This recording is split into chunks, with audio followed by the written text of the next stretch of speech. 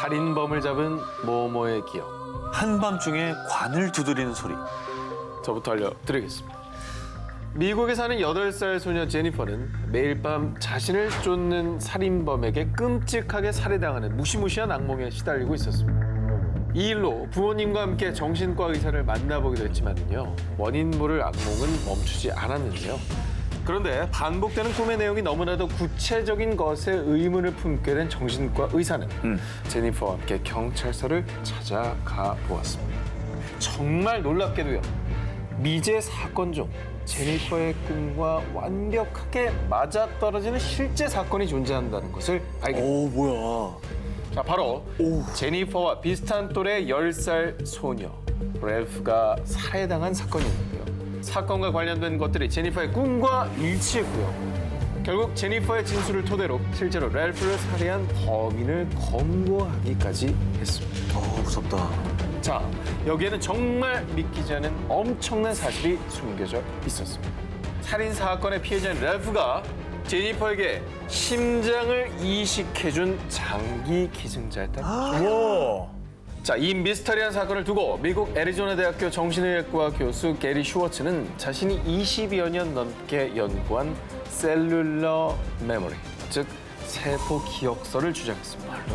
심장을 비롯한 장기의 세포에는 기억 기능이 있어 장기를 이식할 때 기증자의 기억은 물론 습관, 재능, 취향 등이 수혜자에게 전달될 수 있다는 이론인데요.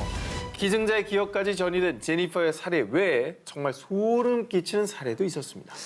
미국 조지아에 사는 소니 그레이엄은 신부전을 앓고 있었지만 정말 운 좋게도 심장을 이식받게 됐는데 수술은 성공적으로 마쳤지만 그 뒤부터 원인 모를 우울증에 빠지게 되었습니다. 결국 안타깝게도 자살로 생을 마감하고 어머, 그 귀한 심장을 이식받고도. 그렇습니다. 자, 그런데 뒤늦게 알게 된 놀라운 사실. 소니에게 심장을 이식해준 사람이 우울증에 걸려서 역시 자살로 생을 마감한 기증자였던 겁니다. 자, 과연 제니퍼의 악몽과 소니의 자살, 단순한 우연의 일치였을까요? 아니면 우리 몸속의 세포에 기억이 저장되고 있는 것일까요? 그러면 또 다른 1위 후보 이제 한 기자님. 네. 이것도 무서울 것 같아요. 2015년 8월 25일.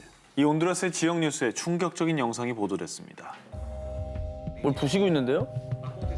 뭘 꺼내 부수고 있죠? 두고 있죠? 뭐야, 관인가? 이 무덤의 주인은 네이시 페레즈라는 여성입니다. 하지만 안타깝게도 결혼식을 치르기 며칠 전 갑자기 정신을 잃고 쓰러지고 말았습니다. 그 즉시 네이시는 병원으로 옮겨졌지만 안타깝게도 사망 선고를 받게 됩니다. 자, 그런데 장례식이 끝나고도 네이시의 곁을 떠나지 못하고 공동묘지를 밤새 헤매는 사람이 있었습니다. 바로 네이시의 남자친구였는데요. 에휴. 어느 순간부터 문득 남자친구의 귓가에 이상한 소리가 들리기 시작했습니다. 바로 무언가를 두드리는 소리였죠.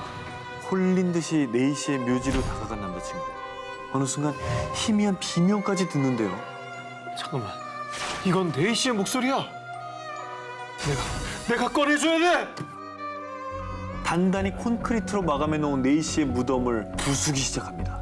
마침내 관뚜껑이 열린 그 순간 사람들은 충격적인 모습을 마주하고 맙니다. 왜? 장례식 때만 해도 깨끗했던 네이시의 얼굴에 온통 상처가 나 있었고요. 손가락 끝은 피부가 까져서 피 범벅이 돼 있던 겁니다. 뭐야? 게다가 관뚜껑의 유리 부분은 완전히 깨져 있었던 거죠. 아니, 설마 그 안에서 나오기 위해서 이렇게 된 거예요?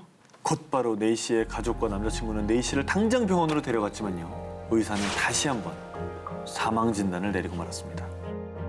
결국 다시는 살아나지 못한 네이시. 그녀는 웨딩드레스를 입은 채 또다시 같은 무덤에 묻히게 됐는데요. 기구하다 진짜.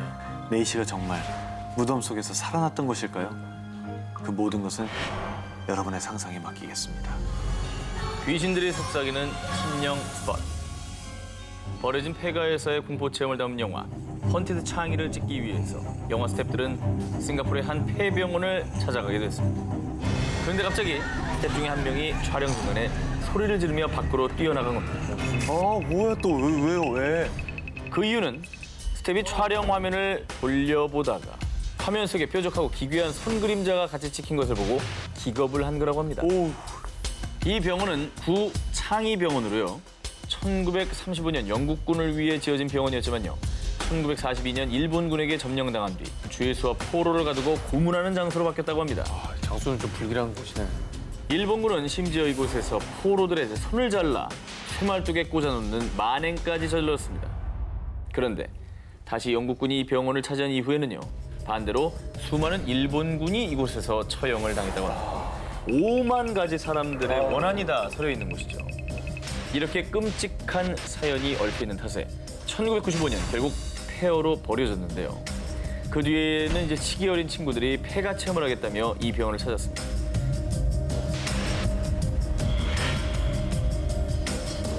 당신의 옆을 노리는 오싹한 그가. 당신이 찍은 사진 속에 당신이 아닌 또 다른 의문의 형체가 찍혔다면 어떻게 하시겠습니까? 아 진짜 무서워 이런 거. 데이비슨과 친구 제시는 자녀들과 함께 호주 퀸즐랜드주의 로커강에서 사진도 찍고 물놀이도 즐기며 즐거운 한때를 보냈습니다. 그런데 사진을 확인하던 중 데이비슨 일행은 소스라치게 놀라고 맙니다. 뭔데.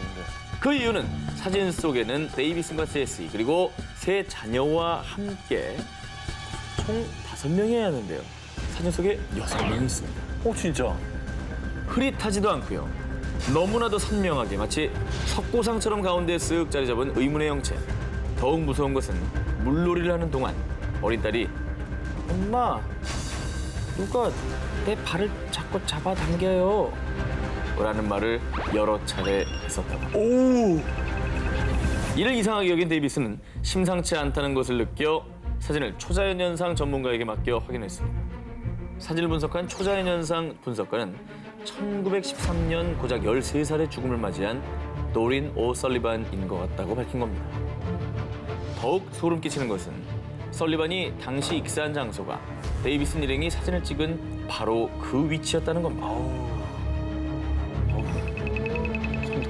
그렇죠. 자, 아직 끝나지 않았습니다. 이번엔 영국에서 있었던 일입니다. 또 있어요? 2015년 영국 랭커셔주에 사는 아기 엄마 나타샤는 집에서 셀프로 머리를 염색한 뒤 셀카를 남겼습니다. 하지만 사진을 확인한 나타샤는 소스라치게 놀라 집을 뛰쳐나오고 말았습니다. 왜? 뭐가 있는데? 나타샤의 오른쪽 어깨에 마치 사람 얼굴로 보이는 정체불명의 형상이 보였는데요. 저거 뭐야? 이때 나타샤를 더 놀라게 한 건 불과 몇 주 전의 일이 떠올랐기 때문입니다. 집에 혼자 있던 나타샤는 초인종 소리에 밖으로 나갔는데요. 저 돌아가신 분을 모시러 왔습니다. 무슨 말이세요? 저희 집엔 돌아가신 분이 안 계신데? 그날 나타샤의 집에 찾아온 사람들은 장의사였습니다. 이웃에 상을 당한 집이 있었는데 집을 잘못 찾아온 것이라고 얘기를 했고 사과를 하고 돌아갔지만요. 혹시 이웃의 그 돌아가신 분의 혼령이 아닐까 싶어가지고 온몸에 털이 쭈뼛쭈뼛 서는 느낌을 받았고 결국 그 불길함을 떨치지 못해 집까지 내놨다고 합니다. 무서워. 그치, 이거는 정말 진짜 집 내놓을 만하다. 그러니까 너무 네. 피를 부르는 태국의 송장도로, 한국 혼령이 깃든 일본 터널. 태국 수도 방콕에서도 최대 번화한 지역인 라차다. 이곳 라차다의 한 도로 중앙에는요. 색색의 천으로 감긴 큰 보리수 나무와 그리고 이 도로 위 육교까지도 수백 수천 마리의 무수히 많은 얼룩말 조각상들이 놓여 있습니다. 얼룩말? 정확해요. 왜? 이 얼룩말이 이곳에 존재하는 이유. 무려 100여 명이 넘는 사람들의 목숨을 앗아간 100 Death Curve.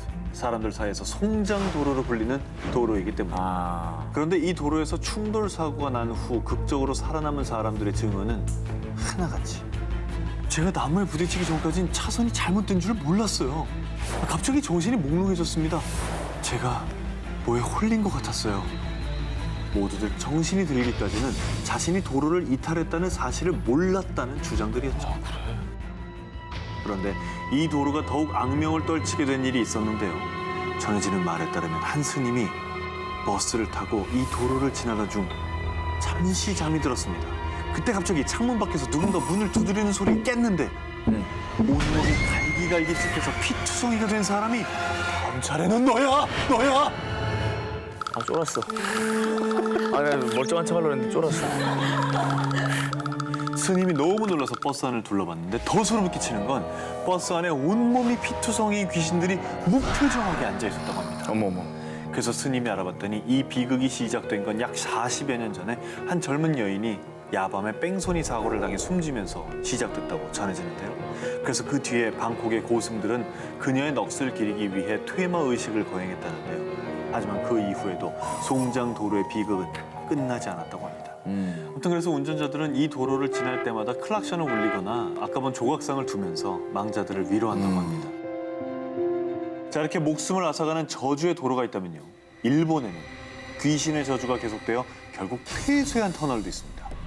후쿠오카 지역의 이누나키산 중턱에 있는 이누나키 터널입니다. 참고로 과거 인기 아이돌이었던 그룹 슈가의 멤버 아유미 씨가 겪은 이야기가 굉장히 유명하죠. 이곳이 워낙 유명한 심령 스팟이다 보니 재미삼아 친구들하고 차를 타고 갔다고 합니다. 아유미 씨가. 뭐하러 가? 그렇게 터널을 여러 차례 왔다 갔다 하는데 귀신을 목격하지 못했대요. 그래서 시시하다. 그리고 실망을 했답니다. 그때 한순경이 아유미 씨의 차를 불러 세웠는데 그때 한 말이 왜 위험하게 사람을 차 지붕 위에 태워서 다니고 있습니까?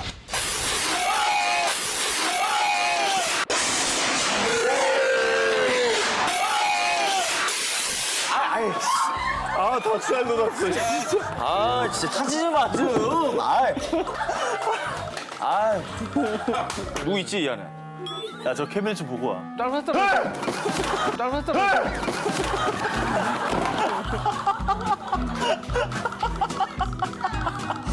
그리고 그 밖에도요. 이 터널에서 귀신을 봤다는 사람들의 증언에 공통점이 있었는데 한복을 입은 귀신들이었어요. 그리고 한국말을 하면서 뭐라고 얘기했는데? 전해지는 말에 따르면 2차 세계대전 당시 이 터널을 뚫기 위해 수많은 한국인들이 강제징용되어 무참히 혹사당하고 사망까지 한 분들도 계셨다고 합니다. 그래서 그 혼령들이 원한에 사무쳐 이곳을 떠나지 못한다는 것이라고 하고요. 또 터널 자체가 워낙 후미진 곳이라 더 흉흉한 것으로 여겨졌는데 그 대표적인 게 이누나키 터널 폭행 사건이죠. 1988년 이 터널을 지나던 20살 우메야마 군은 신호대기로 잠시 정차했는데 그때 불량 청소년들이 이 차를 잡아타고 우메야마 코이치를 집단 폭행한 뒤에 살해한 사건입니다. 결국 일본 정부는 1994년 신이누나키 터널을 개통시키면서 대신 구 터널 입구는 아예 콘크리트 덩어리로 막아두었답니다. 그런데 이누나키의 저주가 옮겨간 것일까요? 새로 개통한 신이누나키 터널에서도 밤늦게 차를 얻어 타려는 불명의 여자가 나타났다 사라진다는 증언이 속출하고 있다고 합니다. 당신이 모르는 사이에 그리고 소름주의 도시의 괴담의 진실. 얼마 전에 이사를 했는데 누가 자꾸 문에 이상한 표시를 해놓는 것 같아요. 낮에 초인종이 울려서 모른 척했는데 나가보니까 X 표시가 되어 있었어요. 당신이 모르는 사이에 집 현관문 그리고 초인종 옆에 쓰인 의문의 표시들. O, X, 그리고 Z. 범죄의 대상으로 점 찍어둔 집에 사람이 있는지, 있다면 몇 년인지, 범죄자가 미리 자신만 아는 표시로 그려둔 거라고 알려줬는데요. 뭐야? 자, 듣기만 해도 소름 돋는 이야기는 도시 괴담, 또 표식 괴담, 초인종 괴담 등으로 불리면서 수많은 사람들을 공포의 도가니로 몰아넣었습니다. 지난 2009년에는 여성이 혼자 사는 오피스텔과 원룸에 알파, 베타, X 등 뜻을 알 수 없는 낙서가 무더기로 발견되면서 사람들을 불안하게 했고요. 그래서 2013년도에는 영화 숨바꼭질에서 이 표식 괴담이 그대로 재현돼서 영화로 만들어지기도 했습니다. 그리고 가끔 SNS를 통해 마치 사실인 것처럼 떠도는 도시 괴담들 때문에 택시를 타거나 누굴 도와줄 때 두려움부터 갖는 분들이 계시는데요. 학생, 이 건어물 좀 맛봐봐. 먹고 맛있으면 좀 사줘도 되고 말이야. 아, 이쪽이요. 할머니, 손님은 저쪽이에요. 요즘 잘 안 보여서 그래. 예. 맛있다. 근데 할머니 왜 이렇게 졸리죠?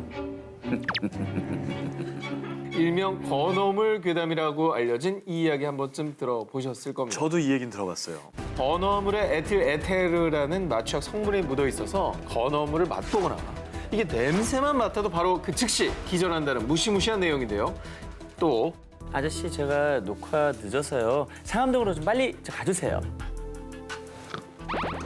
자, 이렇게 택시만 타도 기절을 하게 된다는 가짜 택시 괴담. 택시 문고리에 마취제를 적신 휴지 혹은 솜을 채워 넣어서요. 문고리를 만지게 되면 그 즉시 실신. 그 뒤에는 장기를 적출해서 팔아넘긴다는 흉측한 내용이 돌았습니다. 과연 우리 주변 깊숙이 뻗쳐있는 이 끔찍한 도시 괴담들의 진실은 무엇일까요? 대전경찰 얼굴책 페이지에서 공식적으로 밝힌 내용에 따르면요. 건어물 괴담에 나온 에틸에테르는 동물용 마취제로 사람의 경우 괴담 내용처럼 그 즉시 마취가 되지는 않고요. 뿐만 아니라 대한민국 경찰청 공식 트위터에서는 택시 괴담도 사실이 아니라고 밝혔는데요. 현실에서 일어날 법한 일들로 조작된 도시 괴담은 사람들에게 불안감과 공포심만 더한다는 얘기입니다. 확인되지 않은 괴담, 유포는 꼭 자제해 주시기 바랍니다. 구인의 죽음을 둘러싼 미스터리. 1959년 1월 28일 러시아. 같은 대학교 동문인 선후배 10명은 우랄 산맥으로 스키 트레킹을 떠났습니다. 그런데 이 중에 한 명이었던 유리 유디는 갑자기 컨디션이 좋지 않아 베이스 캠프에 남게 됩니다. 등반 5일째가 되던 날엔 예상치 못한 폭설이 내렸지만요. 당시 대장이었던 이고리 갸트로프는 베이스 캠프에 무전으로 무사하다는 소식을 전했고요. 훌라트 샤흐르산에 임시 캠프를 만들었습니다. 그런데 다음 날부터 갸트로프 팀과 연락이 끊어졌고요. 그들을 찾기 위해 수일 동안 수색하던 중 임시 캠프에서 약 1.5km 떨어진 지점에서 5명의 시신이 발견됐는데요. 시신을 본 사람들 모두 경악을 금치 못했습니다. 그 이유는 발견된 시신의 상태 때문이었죠. 이들 중 2명은 영하 30도까지 떨어지는 산속에서 달랑 속옷만 입은 채로 발견됐다는 겁니다. 웬일이야? 그리고 조금 떨어진 계곡에서 발견된 한 명은 두개골 골절, 또 한 명은 가슴뼈와 갈비뼈가 완전히 으스러졌고요. 나머지 한 명은 소름 끼치게도 혀가 아주 반듯하게 잘린 채로 발견됐다고 합니다. 웬일이야? 그리고 가장 이상했던 건 9구의 시신 모두 피부가 주황색으로 착색되고 머리카락이 하얗게 샌 모습을 하고 있었다는 겁니다. 상식선에선 다소 이해가 가지 않는 시신의 모습을 두고 미스터리한 가설들도 나왔는데 그 첫 번째는요. 러시아군의 비밀기지설입니다. 갸트로프 팀원 중 일부 옷에서 높은 수치의 방사선 양이 검출된 점을 미루어 보아 핵실험이나 비밀 실험의 희생양이라는 설이었고요. 두 번째는 UFO설로요. 갸트로프 팀원들이 의문의 사망을 하고 난 몇 달 뒤 사고 인접 지역에서 둥근 원형의 발광 물체가 하늘을 나는 것이 보인다는 내용의 기록이 나왔다는 겁니다. 이게 외계인의 소행이라는 거죠. 그렇죠. 하지만 그 무엇도 또 그 어떤 것도 이들이 사망한 원인에 대한 미스터리를 풀지는 못했습니다.